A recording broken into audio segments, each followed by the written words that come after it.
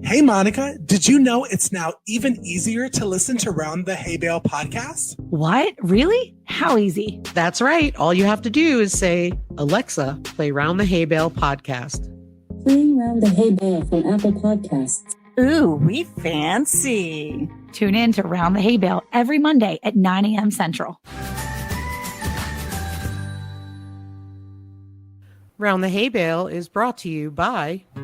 With gardening season at an end, Cayce certified organic products are still what your soil needs. From overwintering fruit trees to preparing your soil for spring, Cayce's calcium-based fertilizer gives the essential minerals they need to thrive. Applying Cayce to agricultural soils and water has been proven to increase plant and crop yields while making vegetables and grains healthier and more nutritious. In addition, Cayce can help restore the nutrient balance in animals when they are fed plants grown using Cayce in both soil and water. To check out all of Cayce's organic products, visit cayce.com and use the promo code HAYBALE for 10% off your purchase.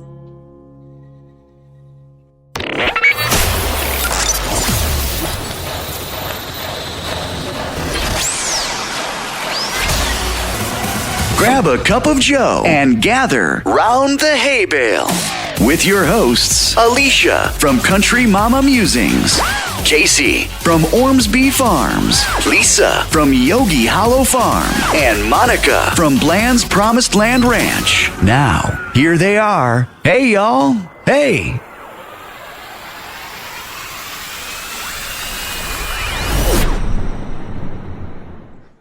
Hello, and welcome to Round the Hay Bale. I'm Alicia. I'm Cayce. I'm Lisa. And I'm Monica.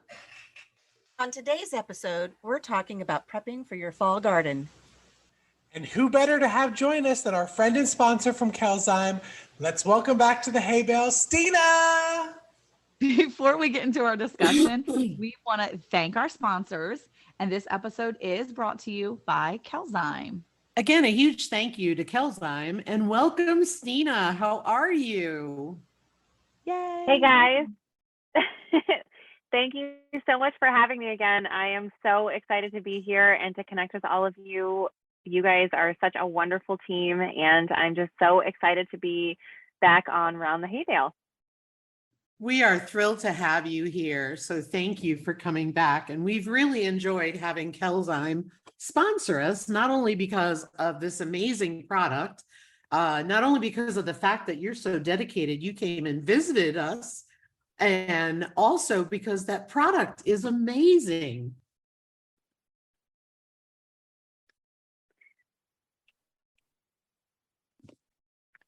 Yeah, we've talked about different times, all different ways you can use Cayce. And I think it's really cool because Cayce isn't just a one-use product. And it's such a cool thing to be able to know that you can use it all around your farm or ranch, or in your, even if you're apartment steading, you can use it no matter where you're at. And I think it's really cool to know that when you're doing spring gardening, you can use it, but it's just as applicable for your fall garden. And today, since we're talking about prepping your fall garden, or at least maybe not everybody has fall gardens, and I understand that. Enter Lisa and Alicia. But you can still use it on your garden any time of year. Let's just say maybe the August garden, because people like us in Cayce, we start prepping our fall garden in August.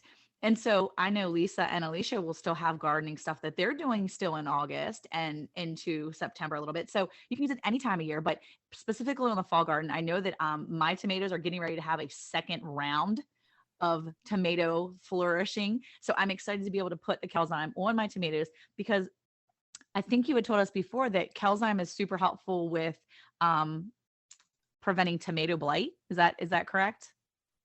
Yeah, actually, it's fantastic for tomato blight. It's fantastic for blossom end rot and just a number of things. And, for those of you who aren't familiar with the product or who are brand new tuning in, what Cayce is, it's an organic fossilized sea kelp. So the great thing about it is it's 37% calcium in addition to a ton of trace macro micronutrients. What the difference is between Cayce and a lot of the other calciums on the market, or calcium products on the market, is Calzyme actually feeds the soil. So it's really about living soil and really focused on your soil health. And the importance with that is it's not going to force itself into your plants. It's going to continue to feed the soil, and your plant's going to uptake all of the nutrients as it needs. It's completely bioavailable. So it's been breaking down over the last 10 million years. So nature has really done all the work for you and for your plants.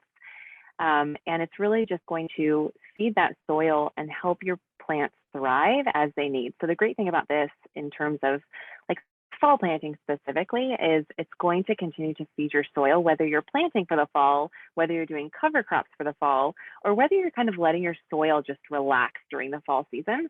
Whatever you're doing, it's really fantastic to just put some of our granular products out there and help your soil replenish and thrive over the winter seasons and the fall season, so that come spring, you're ready to really just set yourself up for success.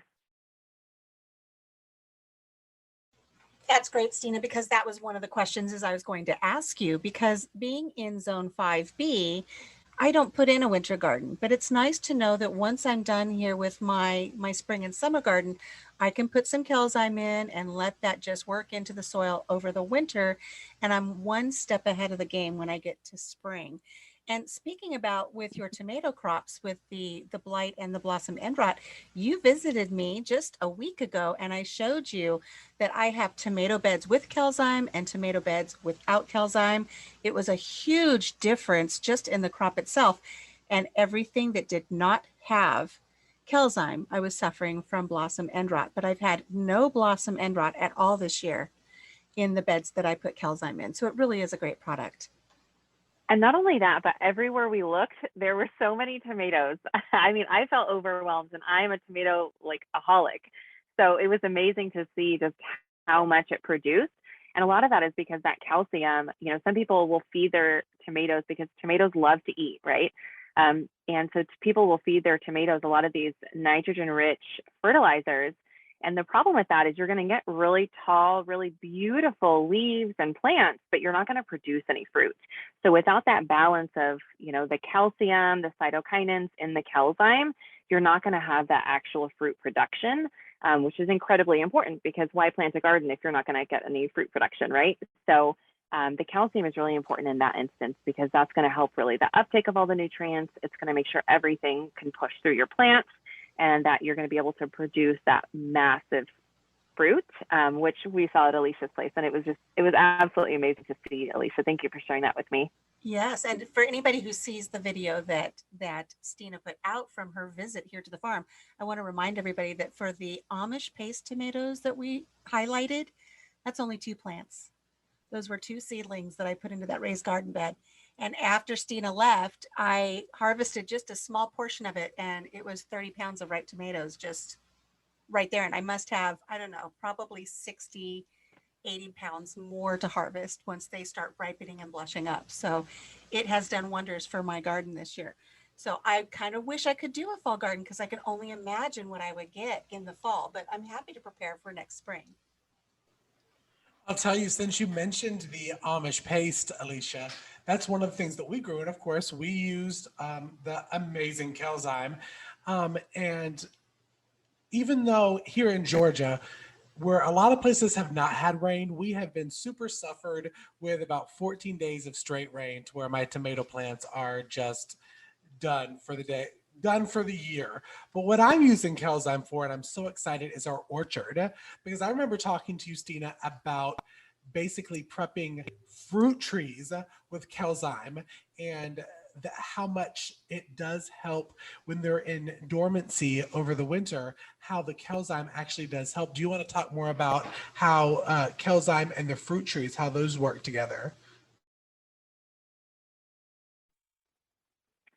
Yes, absolutely. So one of the best things about Calzyme is you can, like we have been talking about, you can really use it for anything. And so kind of what I mentioned earlier is, the calcium, it's not easily redeployed from one area of the plant to another. So a steady supply of calcium is necessary throughout the life of the plant to strengthen its vascular system, especially in fruit trees, because you have this really big fruit tree that needs to grow its roots so it can reach all of these nutrients. But it's so thick that it has to be able to push all of those nutrients through and create fruit. So the great thing about Calzyme is that it deploys that calcium so that your fruit trees can really uptake all of the nutrients needed and build their roots so that the roots can be really strong and long and go throughout the soil and uptake all of those nutrients to be able to establish that fruit. So it's really, really amazing in fruit trees, as with everything else. But the big thing with the fruit trees is having that calcium in all stages, but especially in the beginning stages of life, are really going to help it so that it can really set itself up for success, and build those walls, build all of the root systems that it needs to be able to flourish and provide that fruit. It reminds me of building a home. You want to have a really good, strong foundation, because if you don't have a strong foundation, the rest of the house isn't going to do you any good. So if you use the Calzyme in your trees for your orchard and it has the chance to build that really good root system, that is a very strong foundation for your tree, and everything from the root system up is going to be a much more stable. And so that's a great point, Sina. Yeah, and if the plant has a healthy vascular system, it's really able to more efficiently take up water, other essential minerals, resulting in really just overall stronger, more disease resistant, stress resistant plant or tree, as well as just a more bountiful and healthy crop. So I have a question for you too about that. So this year we actually used the micronized, I think it was the micronized Calzyme on our trees. We have 4 fruit trees in the front of our yard, and bless his heart, Eric has tried for years to get actual fruit, edible fruit that we can use. And this is the first year we've been able to actually pick peaches off of our tree and eat them actually at the tree. We have never, I think we've had these trees now for 4 years, 5 years maybe. We have never been able to actually harvest fruit and eat it. They're usually just bugs, or there's not enough, or whatever it is, it's never worked. This is the first year we have been successful with that. So we use these water bags now also. So we take the bags and we fill them up with water every 3rd day or so, depending on how it's feeling, how the Texas air is handling things. And the grow bags, the water bags have really helped keep that water at the base of the tree. So in the beginning of the season, we used Calzyme on them. And I was thinking about it as we will probably pull the water bags off in the next few months because of the fall coming and the chillier air and the colder weather. During the winter months here, we do put we wrap the base of the tree so that if we get any freezes or anything like that, it doesn't harm the trees. But I was wondering, for fall, when would be a good time, and how would we apply it to what's the best way to apply to our fruit trees for the fall? If we were prepping the base of our trees for fall, what would be a good time to do that? Would it be now, or waiting a little bit longer, or? Yeah, that's a great question. I think, depending on what zone you're in, I think for you specifically, I would wait 2 or 3 more weeks, but probably right when you're about to pull those bags off, that's when I would typically suggest putting about 1 cup of the granular. And really the big thing about the granular and the micronized that I love, and the reason that I specify granular during the fall, is because the granular has that time release. So it's a little bit chunkier than the micronized version. The granular is going to keep feeding throughout the winter. So whether you apply it once a month, whether you apply it once and you just leave it for a couple of months, it's going to keep feeding. And whether you're watering or whether you get that snow or however you're feeding, it's going to continue to feed those plants and those trees. So for you specifically, I would say wait 2 or 3 more weeks, and then probably mid-September is when I would suggest you put a kind of a heavy dose of that granular, and then just to let it rest through the winter. That sounds great. Yeah, I was wondering about that. I think that's the most, we prepare a fall garden, as a matter of fact. I'm already making a list of all the things I want to plant. I got some seeds from Baker Creek, and I'm really excited to get those seeds in the ground because I got some, I believe I have some broccoli, some Calabrese broccoli. I'm super excited to start doing those things and get those seedlings started because I think I'm a little behind here, according to my almanac. But I don't know, was really because I'm concerned with behind those too, trees. Monica. I'm behind too, so we're twins. Okay, good. We're Okay, good. We're just going to be behind. Well, the Southern Slackers, is that what the Southern Slackers? You guys are going to be ahead no matter what because you're putting Chelzyme in your soil. So regardless, your soil is going to be ready and it's going to mass Mic drop. production. Well, that's what I'm hoping. So I took the micronized actually, and because I'm definitely a haphazard gardener. I really don't pay attention to what I should do. I just kind of do what I feel like. And so I actually took the micronized and I like sprinkled it. We have these protein tubs that are empty from the cattle, and we fill them with water along the entire edge of my garden. And so we refill them with water once a week or whenever they need to be refilled. And I just like basically took the micronized and like poured them in all of my bins, and now it settles to the base. But every day I go through and I stir it a little bit, and it's not a ton of it, but I have the Chelzyme in all of those bins right now. And so I did that so that I would specifically have a refill for everything, and then I'll wait and I'll, feed them for the next few weeks without it. But then I've added it again because I wanted to have that on all the plants. And so I just base water all of my tomatoes and peppers and all the things. So I'm hoping that helps them. And it looks like they are flourishing right now. So I'm really excited. So, Monica, I can see in my mind our listeners right now. They're going, what? What if a bird drinks that water? Or what if one of your animals drink that water? They're going to be concerned because you've got this additive in the water and it's sitting out there. But I think Stina can rest assure all of their minds right now because it's safe for animals, right, Stina? Yeah, and that's exactly what I was going to say was, the one thing, again, I love about this product is not only that you can't overdo it, right? So I love the fact, Monica, that you said you just kind of like, you kind of just throw it out there, right? And you don't measure it perfectly. You don't do anything like that. The great thing about this product is you really don't have to. Again, it's going to feed your soil, not force itself into your plant. So it's going to really do what nature intended. It's going to feed that soil. Your plant's going to uptake whatever it needs and leave whatever it doesn't need for the worms and the snakes and all of the beneficial insects. And then again, Alicia, to your point, it's completely safe. So this is an organic fossilized sea kelp. There's nothing added to it. There's nothing, it's safe for pets. It's safe for beneficial insects. It's safe for plants. It's safe for kids. It's safe for everybody and anybody who could come across your garden, and other than aphids. And but it's completely safe. And the only reason that it's not safe for aphids or exoskeletal pests is because it's going to cut through them like diatomaceous earth would. So it's going to be very similar in that aspect if you foliar spray it.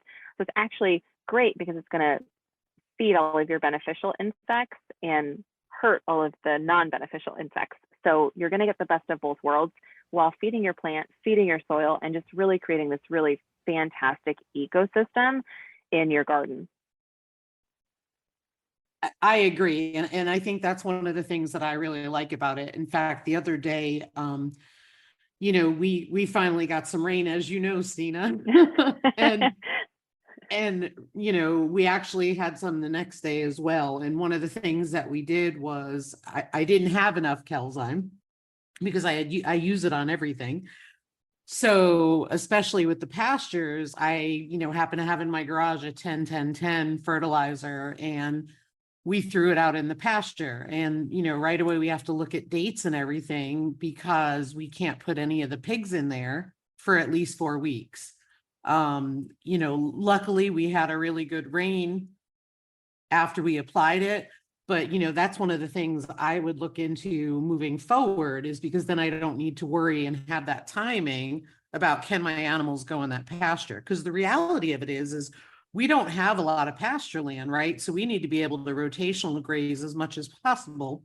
So, normally fertilizing is not what we do, but, when the rain came, it was an opportunity to be able to get that grass growing so that we can get another month without having to use hay, but again, it is a concern because you have to be really careful with other fertilizers.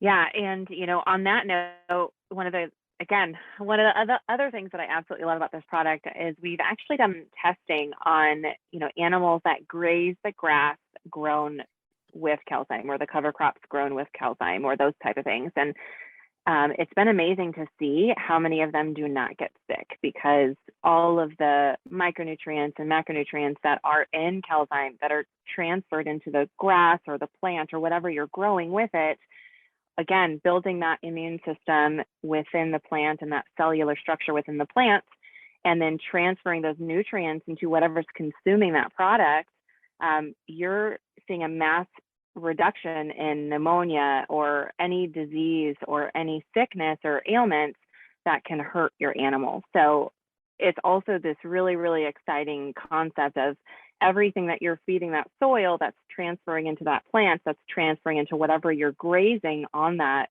grass, or again, cover crop, whatever the case is.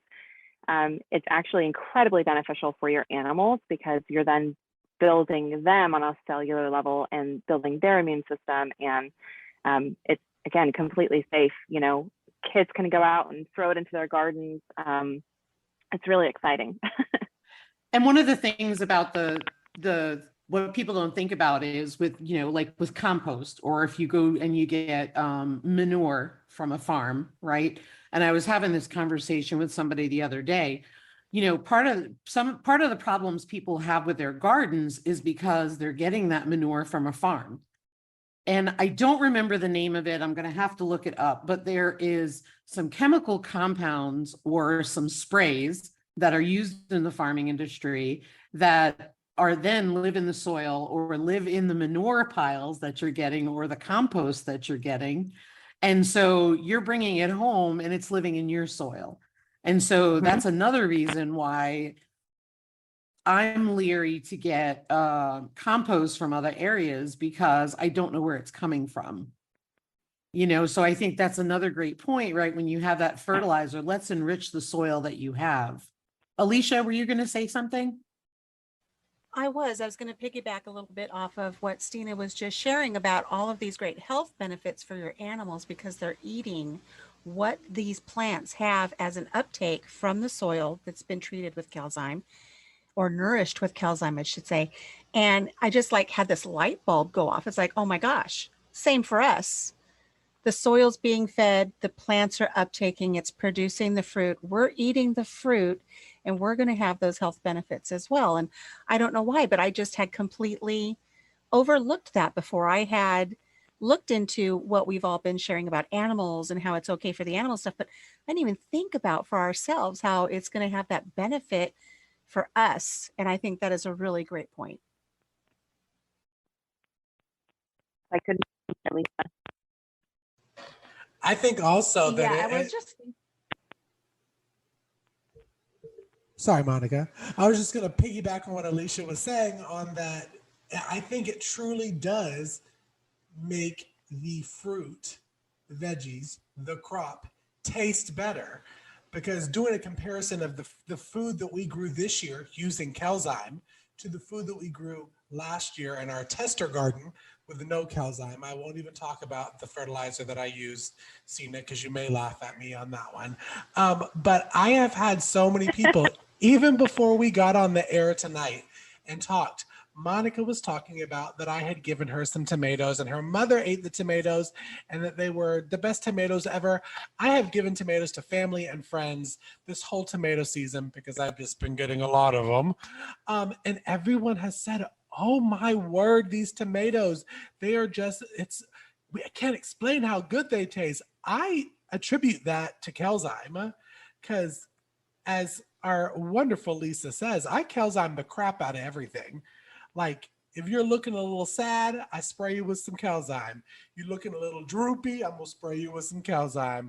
You just looking just to look, I'm gonna spray you with some Calzyme. So I attribute the tasting good to the Calzyme, and they really do. Our tomatoes are bigger and more beautiful and full, and I just had to piggyback on what Alicia was saying on that it is so true that you can taste the difference in the veggies from the Calzyme to non-Calzyme plants.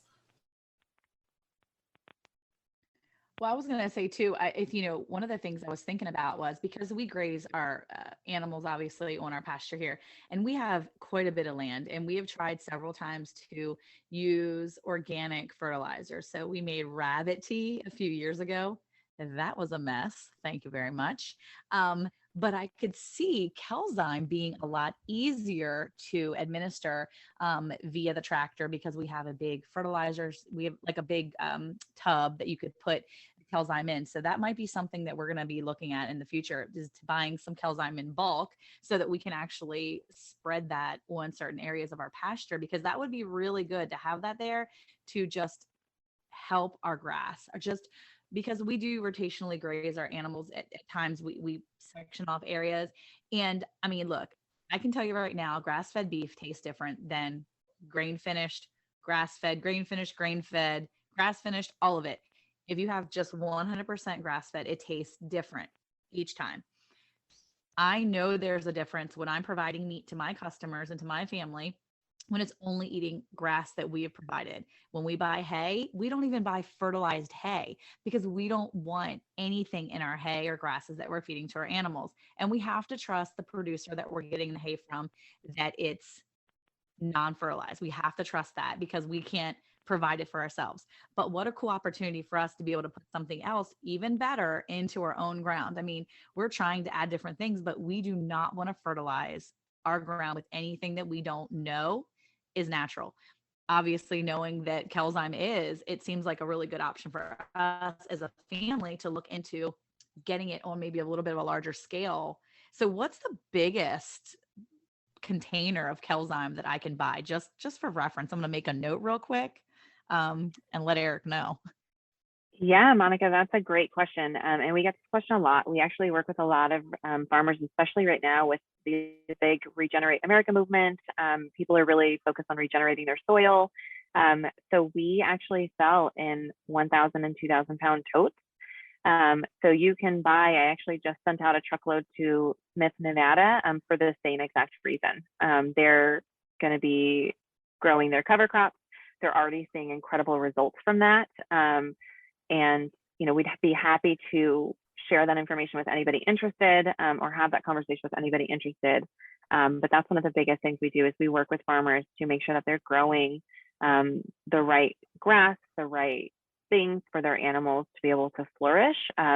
Because anybody who's raising their own animals, whether it's for themselves or whether it's for just, you know, wholesale or whatnot, every animal costs something, right? And so every animal lost, or any animal that doesn't, you know, get up to par with wherever they need to be, or any animal that's not healthy, you know, it's a cost to the farm. So we want to make sure that you're building out and feeding them the best you can, so that you can ensure that your farm doesn't get hurt. Your animals don't get hurt or sick. Or the business. Yeah. I mean, well said. Yeah. I mean, because we've lost 3 piglets from 2 litters, and you know, we're talking almost $1,000. Mm-hmm. That's yeah. reality. I mean, yeah. You know, and go ahead, Stina. Oh, I was just going to say, and you would be pleasantly surprised at how affordable Kelzyme is on a bulk scale, because again, it's fossilized sea kelp. We're not adding anything to it. We're not, you know, we really want to make it affordable for people to grow organically, for people to regenerate their soil, and for people to be able to run their businesses healthily. And I have 2 questions for you. So the first one is, does that come in like a super sack? Mm-hmm. Yeah, exactly. The 1-ton super sacks? Okay. And then the other thing is, and I wanted to raise this because I know storing fertilizer is concerning sometimes, right? There's a risk of combustion, is it? I want to make sure that I'm saying the right words. I know that it has caused some struggles. Kelzyme, you don't have that problem. Right. Right, exactly. And that's the great thing. It's already millions of years old, so it doesn't expire. You know, the biggest thing is just keeping it dry. And the reason that you want to keep it dry is just so it doesn't combine together. But really, you can sometimes get it wet and it will be fine. But we always say, keep it dry and it will last forever, because it's already millions of years old. You just don't want it to start working in your favor when you haven't applied it to your soil yet. Yeah. And that's why I wanted to bring it up, because I mean, you know, anyone who's looking at bulk purchasing of something wants to know that they're storing something that is not posing a safety risk to them either. So that's, I know it sounds kind of silly, but that's where my mind goes. I don't want to store all that in my garage, right? Because I'm worried about it. Whereas here it is with Kelzyme. I think I'm going to order a new grain buggy or something to put it in. Yeah, it's definitely not combustible. It's definitely not going to cause you any issues when you're storing it. It's really just going to sit there and wait for you to be ready to use it. Well, and Lisa, I think another great aspect of that is when you store it, whether you're storing it in smaller containers or in the bulk containers, if you happen to have a rodent get into it and they consume it, and then your cat gets it or your dog gets it or an owl gets it, you don't have to worry about poisoning anything in nature, where with these other products, you have to worry about some poisoning or some type of toxic side effect. So that's really great, because we all on farms, we deal with rodents one way or another. And, okay, bless them, they get a little bit of extra calcium, but if something gets a hold of them, it's not going to kill anybody. So I think it's a great aspect that it's natural and it's not toxic. It's not harmful from your plants and your animals on up, including us. Right. I mean, you might have kind of like a Incredible Hulk situation with a mouse, but other than that. Well, I have to say, I like the idea that it's so safe, because my mom, after tasting Cayce's amazing tomatoes that she pulled out and she used in her soup today, her and I were talking a little bit, and I had convinced her, I think anyway, to try to grow some tomatoes on her patio. She lives in a town, not in a townhome, but in a suburban community. So she has a back patio, and she's back and forth between her house in Maryland and her house down in South Carolina. And I said, you could easily grow in the spring. I said, or you can grow in the fall. And she could probably still have a little tomato plant out there. And we talked a little bit, and I said, the good thing is I have some stuff you can put on that. And the thought that she can use that, knowing that my grandfather who lives with her has emphysema and he has some breathing problems, and knowing that it's safe around my mom, who is not in her 40s anymore. And knowing that it's safe around my grandfather, who is, 90 years old. It's nice to know that they can use it and it's not going to puff up in their face, because I was already a little concerned when she said something about some other gross stuff, that she was like, your pop put something on, I'm doing air quotes for the highly toxic chemical that he poured on his tomatoes the last time he tried to grow tomatoes, and they did not grow. She said, it just got all green and nothing grew. And I'm like, well, I can tell you that I have some stuff that you can have, and I'm going to send it to you, or I'll tell you what to buy, because this stuff is really going to work. And it's natural, Mom. Super simple. Because she's heard of people doing eggshells before. And I talked to her the one day, I said, you could, take eggshells and crumble them up and put them underneath your plant when you're, doing that. And that's good. And this is so much easier than her having to worry about eggshells that she's buying from the store, because she's not getting it from a farmer like me. She's buying from the store. And I'm like, well, I don't really think you should do that. Maybe just let's use some stuff that I can send you. So it's really cool to know that it's safe for her, who's a brand new farmer, and she doesn't have to worry about doing other things. It's easy. Yeah, and just to piggyback kind of off of the eggshells, Monica, because we get this question a lot, when people are talking about blossom end rot especially, but really when they're talking about anything, they're talking about, just crunch up some eggshells and put them in your soil. And well, yeah, that's great. And it's a great affordable way to get some calcium into your soil. There's a couple of things that you don't know, unless you're really raising your own chickens and, everything that they're eating, you don't know what's in those eggshells. So you don't know if there's pesticides in those eggshells. You don't know if there's hormones in those eggshells. You don't know anything that's in those eggshells unless you specifically are growing them. But in addition, the biggest and most important thing that is different between eggshells specifically and Kelzyme is that Kelzyme is completely bioavailable. So because it's been broken up for the past millions of years, it's actually going to, sorry, and I thought we stopped recording because he popped out, so I apologize.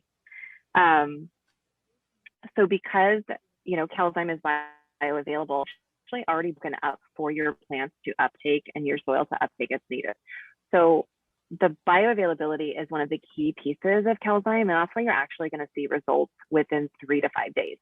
A lot of people go, wait, that's so fast. How come it takes other things 2 weeks or 4 weeks or whatever to see the results? It's because they're not bioavailable. Your plant's not going to naturally uptake it like it does with Calzyme. So eggshells are great in a lot of ways. However, unless you're growing them, you're growing your chickens, you're raising your chickens yourself, not growing them because we don't grow chickens. Unless you're raising chickens yourself, and you know exactly what's in those eggshells, outside of that, they're going to take a long time to break down. So your soil actually has to break them down. Unless you're grinding them up, and really even at that point, you're also still not breaking them down as much as the Calzyme is already broken down, because it's been sitting there breaking down for millions of years. So I don't want to wait millions of years to break down my eggshells and then feed them to my soil. I would much prefer to just go out there and, what is it called? Some Calzyme. What is it? Yeah, Juju some Calzyme. Yeah, zhuzh it, or just, sprinkle haphazardly around like I do everything in my garden. Yeah. So I would much rather do that. It makes my life a lot easier, so I don't have to wait for those eggshells to break down. And it's just, that's the biggest difference, specifically with eggshells and Calzyme. Yeah, and let's face it, in this world, we all want to, return to a simpler life, so to speak, but we're busy. That's the reality. Right? So Yeah. I don't have time to be saving my eggshells and cracking them open and waiting for them to, process and biodegrade. I'm going to put Calzyme on it, right? That's what I'm going to do. Because, I can tell you all the things that we've done to amend our soil, the coffee grounds, the eggshells, the chicken manure, even. I'm just throwing it out there. All the things we put in there, the Calzyme is what got us results. That's the reality. The Calzyme got us the results.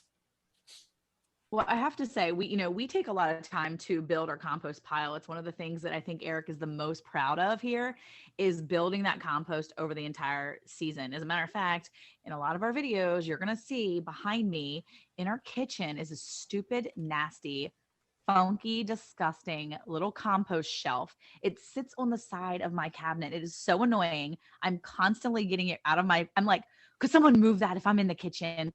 Because it's so grody, because he puts all of his coffee grinds in it and he puts all of the eggshells in it, and it goes out daily, but it's still funky. Okay. And I don't like it, but it serves its purpose, and we take it out to our massive compost bin.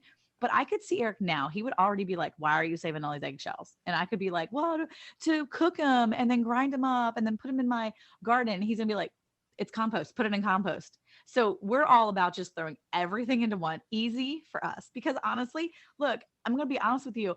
I try real hard to be smart and save like the carrot shavings and the onion tops so that I can make all the broths and stuff. And that's great in thought. In theory, it works, but I can't always remember to throw it in my freezer in a baggie. So it gets thrown in that jank bin and it goes out to compost, because it doesn't go in the trash. It goes into the compost. And Eric is so proud of that giant, massive poop pile that we have grown in our backyard. So yeah, ain't nobody got time for that. I have a great solution for the janky compost bin. Yes. Yes, because I had a clear plastic one. Ironically, it was in plastic. Anyway, I had one. I couldn't take the stench. I couldn't take any of it. I went and bought myself a stainless steel stock pot. There you go. And I put it on the counter, and it's great because there's no more stench. But I mean, obviously when you open it, but the point is I'm looking at a stainless steel pot. It's great. And then it goes out and goes in the compost, because we do the same thing. And it's easier to look at.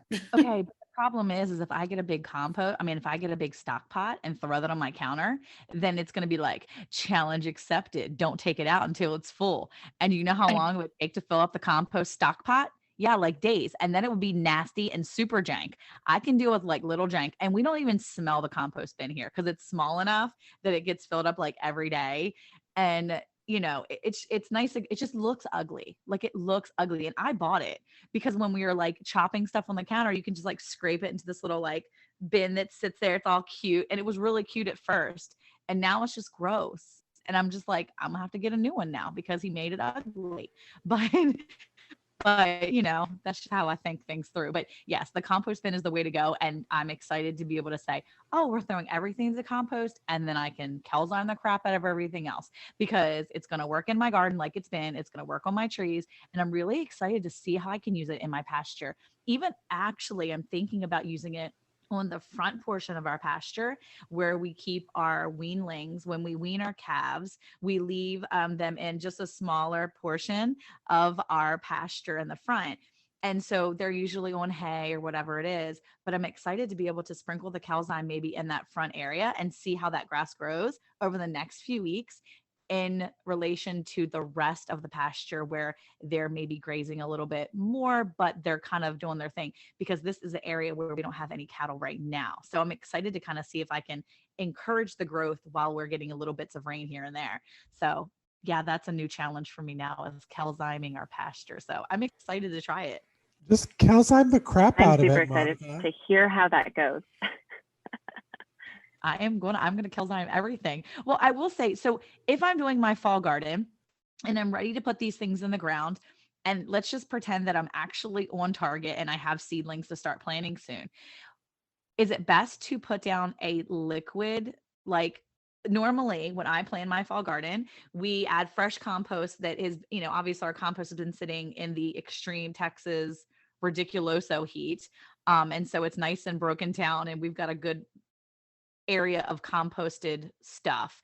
We would just gently relayer some compost, till it in, and I would start planting. Is that a good time to go ahead and add some of the granulars, or would it be something where I should add the micronized to help out that, or should I just wait? Because I already have that compost that's got all the good stuff in it that has broken down and heated up and all that stuff. What would be a good time to do that? So that's a great question. I actually have a couple of suggestions for you. So one, you can always add calcime into your compost. So if, especially you guys were talking about a little bit of stink earlier, and some people have it, some people don't. But if you're ever having that smell, I would definitely recommend adding the calcime, because that's going to neutralize that. So one of the things that calcime does is it helps neutralize the pH of wherever you add it. And so it's going to help neutralize that. It's not going to harm your compost in any way. Your compost is still going to be able to heat up and break down.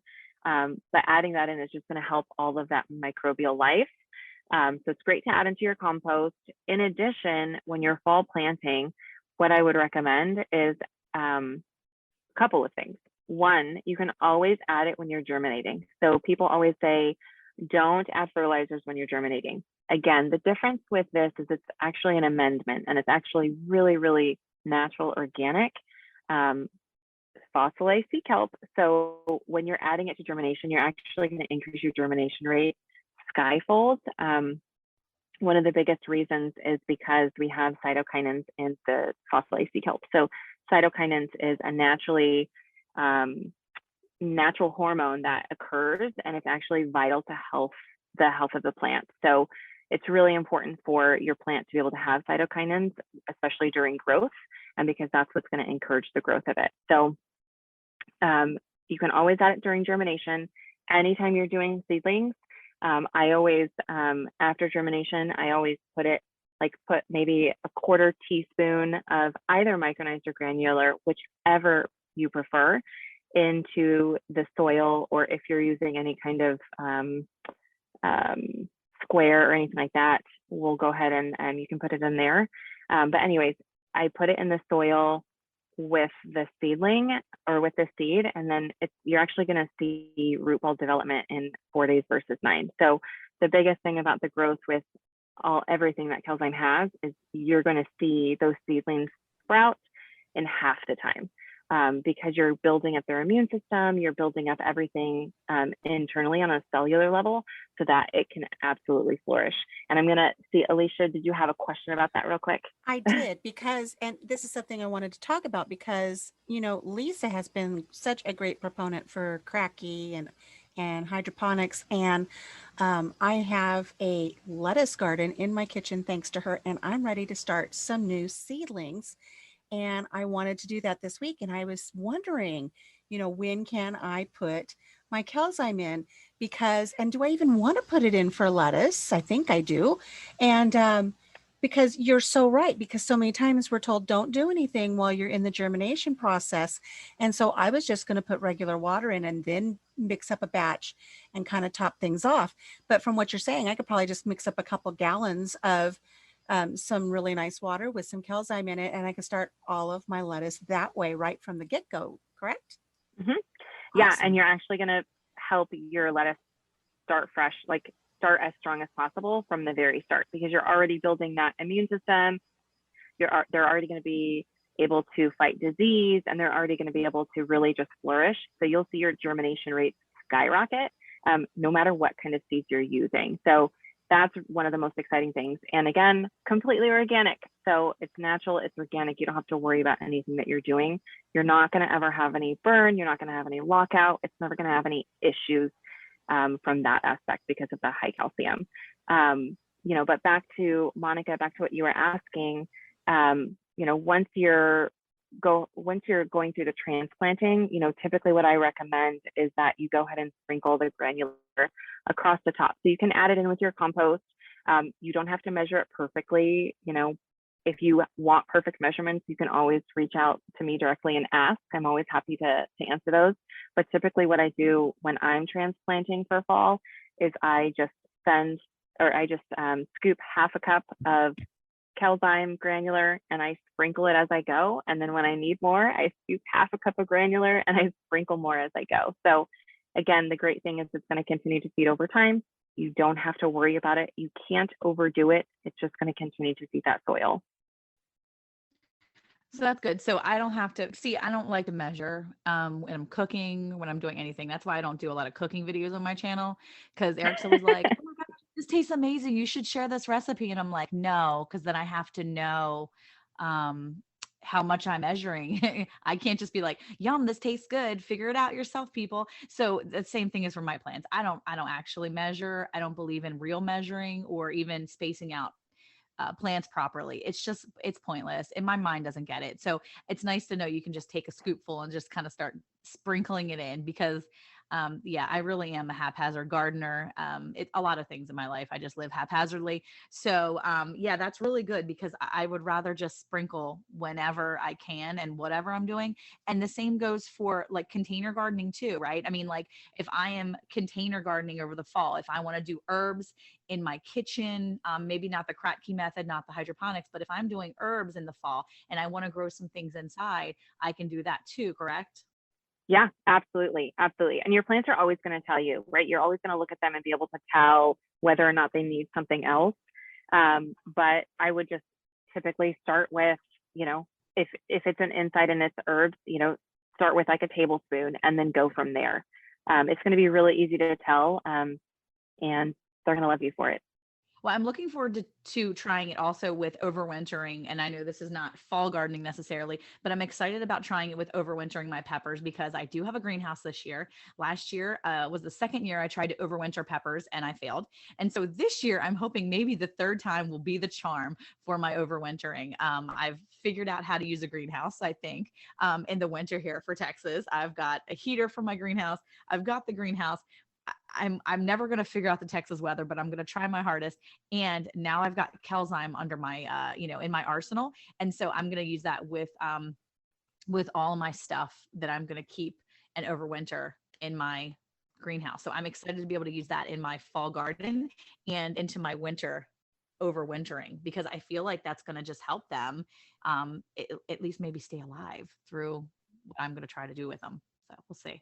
Yeah, absolutely. Again, you're building that immune system, right? So they're going to be able to withstand a lot more than they usually would without the Cayce. So absolutely. I'm super excited. I can't wait to hear about it. Good. I'm really excited to try it. So let's see how we can do. Let's see.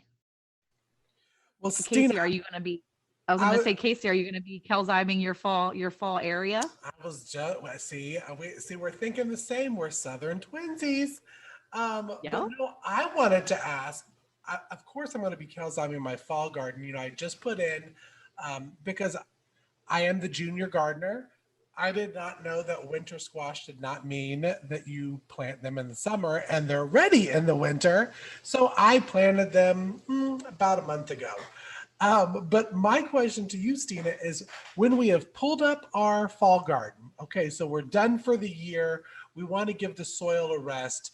I'll pull up my ground cover, and most of the time people will then turn the soil, add the stuff in for the winter. Is that a good time to add the Cayce in when you're adding the fertilizer and turning the soil for the winter before you cover it up? And which one do you recommend? Do you recommend more of the granular Cayce during that kind of process? Yes, so I would definitely recommend the granular. And again, if you really want to make it easy on yourself, I would take 2 big cup scoops, depending on the size of your space, and I would just spread it out. And then I would add in any worm tea or any compost or anything that else that you're doing for the winter, and I would call it a day. Perfect. That is what I am going to be doing. I am so excited to just Cayce the crap out of my little 3,000 square foot area and just get it ready for the spring. You know, I Yeah, had a and if you're question. getting snow, oh, sorry, if No, you're go getting ahead, Stina. snow, if you're getting snow, it's going to water for you. You don't have to water. You don't have to do anything. It's really going to just create that protective layer and get that water going. So it's going to continue to feed that soil. You know, what I was wondering is, you know, Lisa and I, we're not going to be doing the winter crops, the fall crops, the winter crops. But this year I do really want to try taking one of my raised garden beds and seeing about doing garlic. So can I clear out one of my beds, zhuzh some Cayce in there and plant some garlic and then cover it with straw and have it go over winter? Would that work? Yes, garlic loves Cayce. Yes, Ooh, absolutely. oh, that's exciting. That has lit a fire under me. Yeah, and again, definitely recommend with garlic, anything that you're kind of planting and leaving alone, always recommend the granular, because that's, again, just going to make it so easy on you, so you don't have to go out there every week and reapply that micronized. With the granular, you just take it, you put it out there, and you can do it once a month, twice a month. Really just let it do its thing and work while you're sitting there sipping tea or coffee. Perfect. Thank you. Look out, garlic. Here I come. I should tell my husband, look out, husband, Mama's planting garlic. Next year will be interesting. Well, that's exciting to know that you can put it on those winter type things too, because I have yet to plant garlic here and I'm excited to try. And this past year was the first time I had ever planted onions. And I was like super excited that I actually had an onion crop. So I'm really excited to know that I can put that on something like that. That's going to be good time release. I love that idea. I love to know that it's going to work, because I am more of a set it and forget it gal. That's why I have a kitchen countertop canner, because I'm a set it and forget it.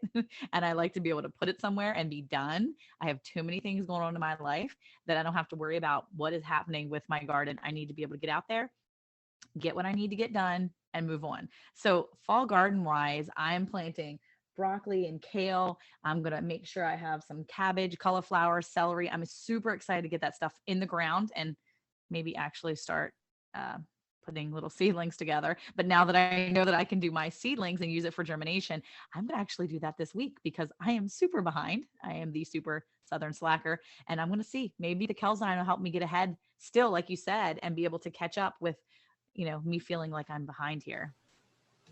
Well, Yeah, and in terms of broccoli, Monica, since broccoli is so high in calcium and calcium is so vitally important, what I would always recommend is to increase the Cayce a little bit for those type of plants. So just so you know, anything that's really high in calcium or needs significant amounts of calcium, such as broccoli, I would add a little bit extra Cayce just to make sure that it's getting everything it needs. So you're saying that, like, and you'll have giant heads.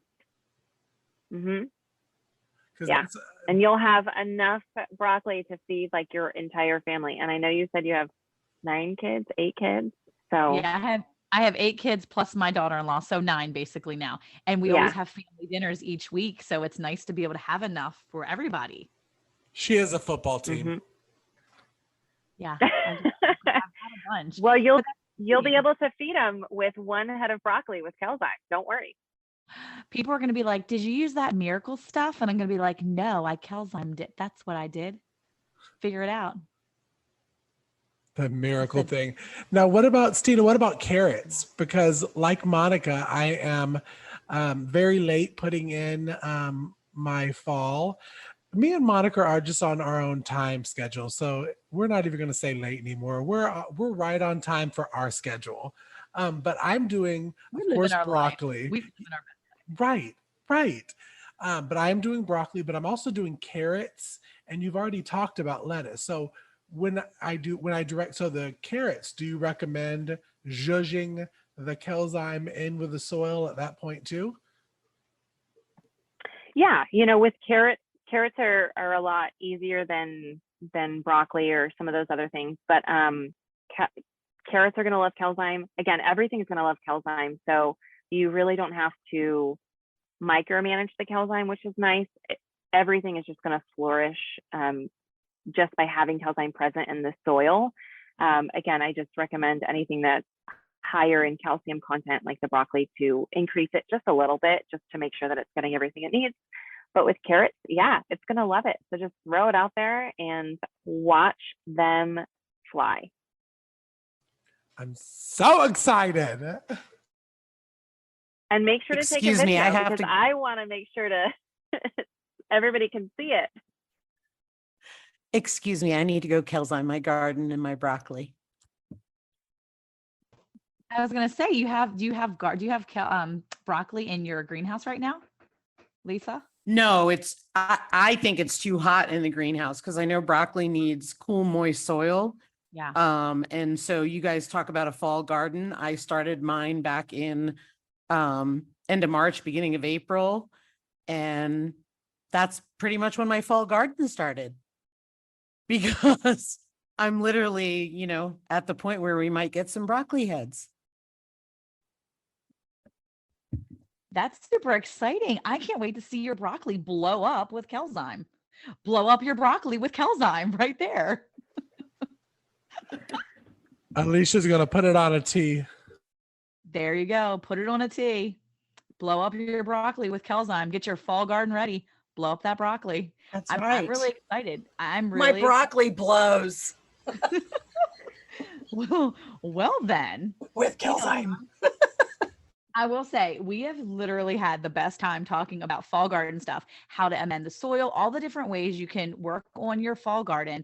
The best part is that you don't have to have a big garden area. You don't have to even have, you don't even have to have a garden area. You can have an area on the back porch. You can do it, Kelzyme in pots, and you can, have your garden wherever. And you can even amend the soil in your pasture. We've learned so many different ways to get yourself ready for fall, whether it's your, it doesn't matter the area. And I think it's been a really fun conversation. And honestly, I have had the best time just chatting with Stina. So thank you so much for chatting with us and teaching us a little more how to get ready for fall.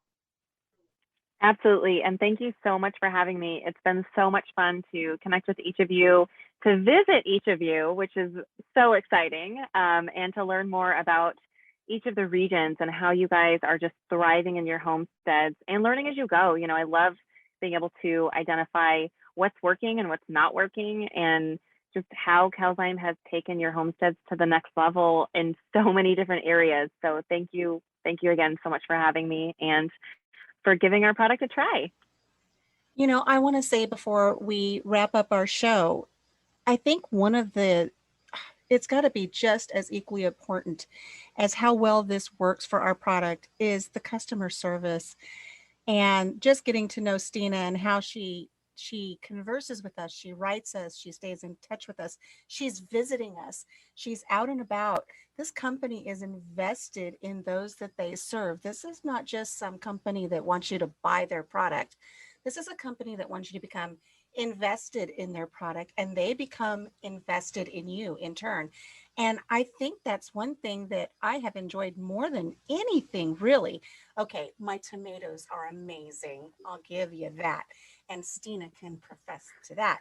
But it's the interaction and the personalization that this company is putting forth. And I think that is priceless.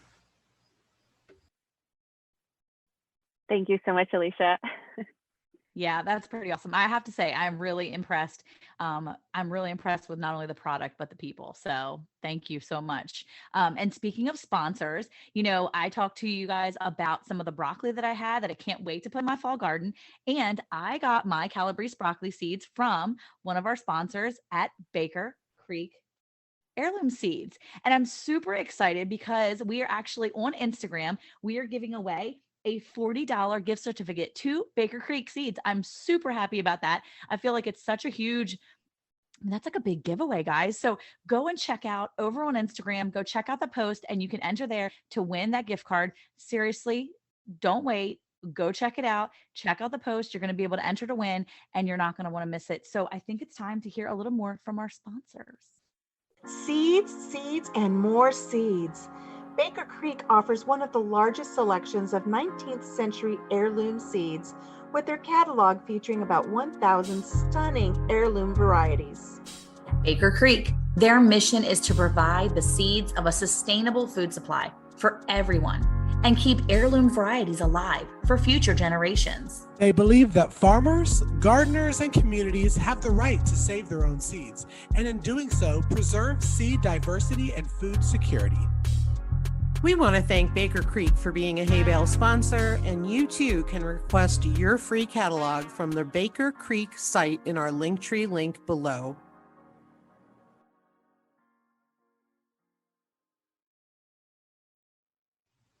Y'all, thank you so much for stopping by the hay bale.